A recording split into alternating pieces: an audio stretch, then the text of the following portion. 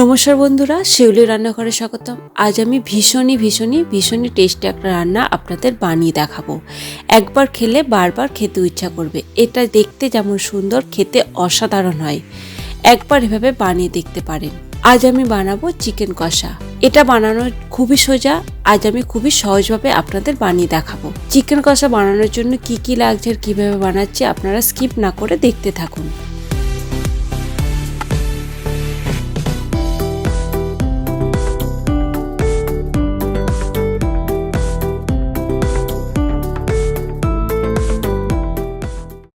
Chicken কষা বানানোর জন্য প্রথমে আমি চিকেনটাকে ম্যারিনেট করে নেব।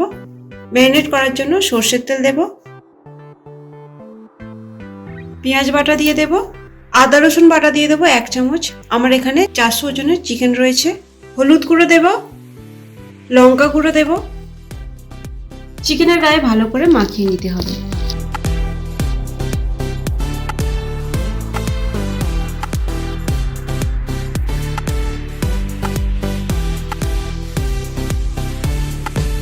চিকেনের গায়ে ভালো করে মাখিয়ে নিয়েছি। এবার ঢাকনা দিয়ে আধ ঘন্টা রেখে দেব। হাতে বেশি সময় থাকলে 1 ঘন্টাও রেখে দিতে পারেন। চিকেন কষা বানানোর জন্য একটা পেস্ট বানিয়ে নেব। আমি এখানে 100 গ্রামের একটু কম টক দই নিয়েছি, ভালো করে ফেটিয়ে নেব। এবার এতে কিছু গুঁড়ো মশলা দিয়ে দেব। হলুদ গুঁড়ো, লঙ্কা গুঁড়ো, জিরে গুঁড়ো, ধনে গুঁড়ো, কাশ্মীরি লাল লঙ্কার গুঁড়ো। এটা রঙের জন্য, ঝাল হবে না। আর অল্প করে গরম মশলা দিয়ে দেব। এবার এটাকে ভালো করে মিশিয়ে নিতে হবে।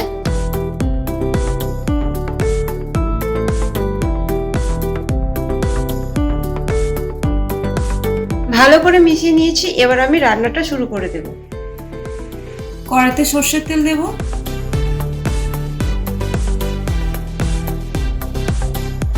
এবার এই তেলেতে গোটা গরম মশলা দিয়ে দেব, এলাচ, লবঙ্গ, দারচিনি আর একটা তেজপাতা দিয়েছি। কয়েক সেকেন্ড ভেজে নিতে হবে।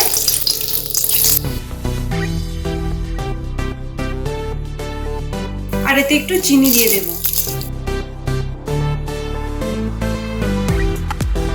কয়েক সেকেন্ড ভেজে নেব এটাকেও।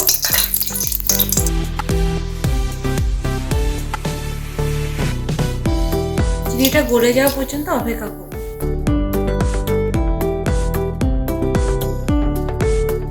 এবার এতে কুচনো পেঁয়াজ দিয়ে দেব। আমি দুটো বড় সাইজের পেঁয়াজ কুচিয়ে নিয়েছি, একদম ছোট ছোট করে কুচিয়ে নিয়েছি। দেখুন,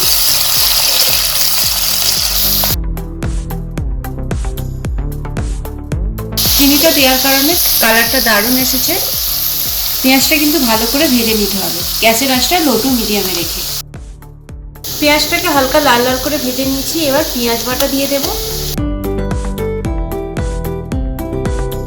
এটাকে একই সাথে ভালো করে ভেজে নিতে হবে।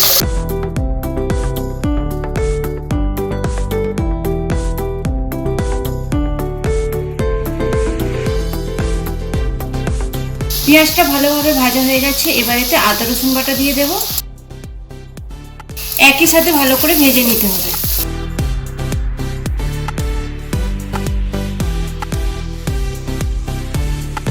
পেঁয়াজ, আদা রসুনের কাঁচা গন্ধ চলে গেছে। এবার যে দই আর গুঁড়ো মশলার পেস্টটা করেছিলাম সেটা দিয়ে দেব। গ্যাসের আঁচটা এই সময় একেবারে কমিয়ে দিতে হবে। এটাকেও একই সাথে কষিয়ে নিতে হবে।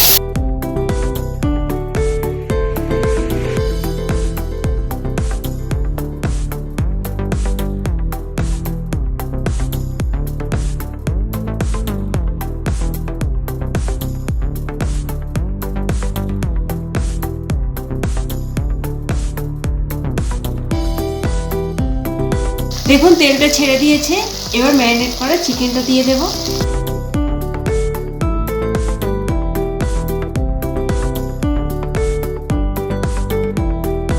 এবার এটাকে মশলার সাথে ভালো করে কষে নিতে হবে।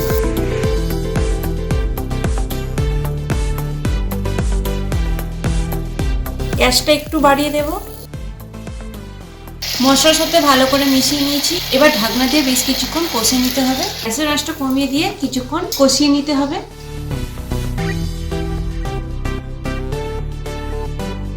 7 মিনিট পরে ফিরে এলাম। দেখুন কত জল বেরিয়েছে, আমি একটুও জল দিইনি। আরো কিছুক্ষণ এইভাবে কষে নিতে হবে। এখনই লবণ দেব না, আরো একটু পরে লবণ দেব। লবণ দিলে আরো জল বেরোবে।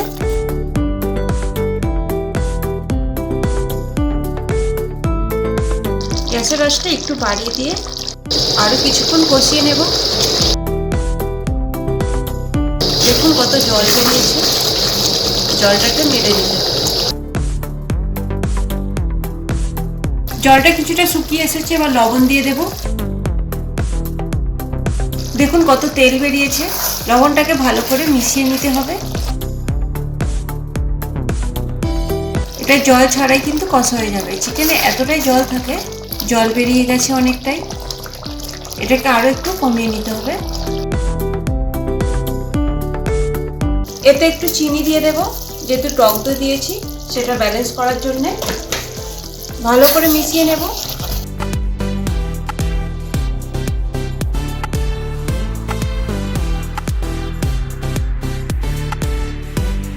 এবার এতে একটু গরম মশলা দিয়ে দেব।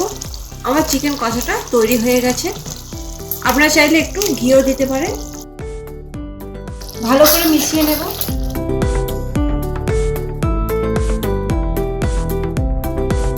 চিকেন কষাটা আমার তৈরি হয়ে গেছে, এবার নামিয়ে নেব।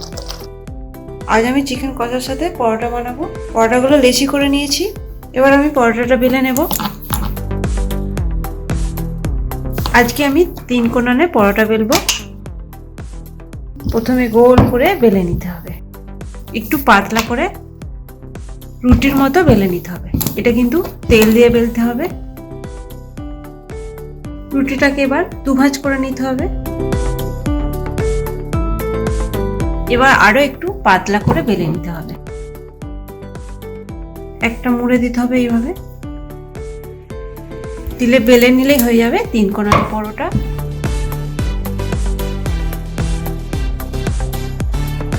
একটু পাতলা করেই বেলে নিতে হবে।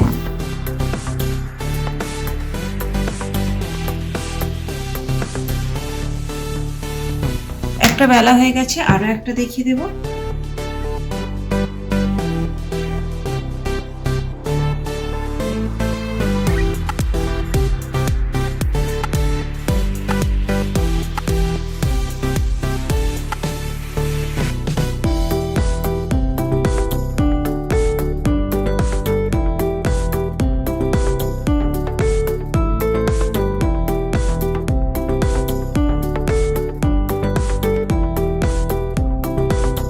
পরোটাগুলো আমি বেলে নিয়েছি। এবার এগুলোকে ভেজে নেব।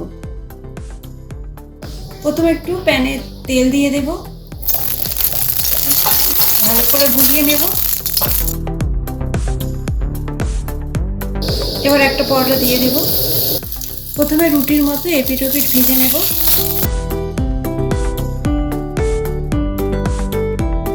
এবার এতে একটু তেল দিয়ে দেব। কম তেলে পরোটাগুলো ভেজে নেব।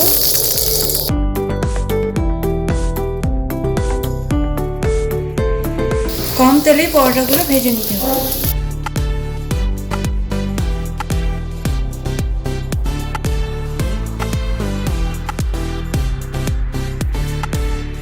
দেখুন পরোটাটা কত সুন্দর ফুলে উঠেছে।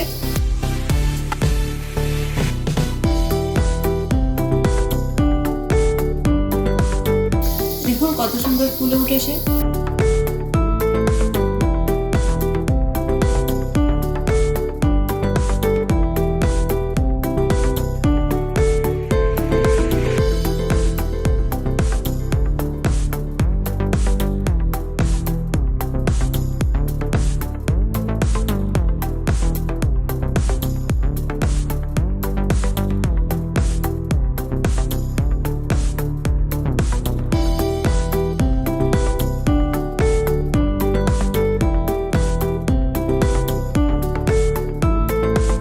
চিকেন কষা বানানো কতটা সোজা সেটা আজ আমি আপনাদের বানিয়ে দেখালাম।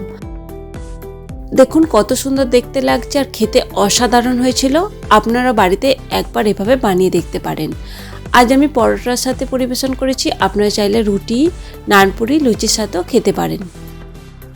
এই রেসিপিটা যদি আপনাদের ভালো লাগে কমেন্ট অবশ্যই করবেন আর লাইক শেয়ার করতে ভুলবেন না।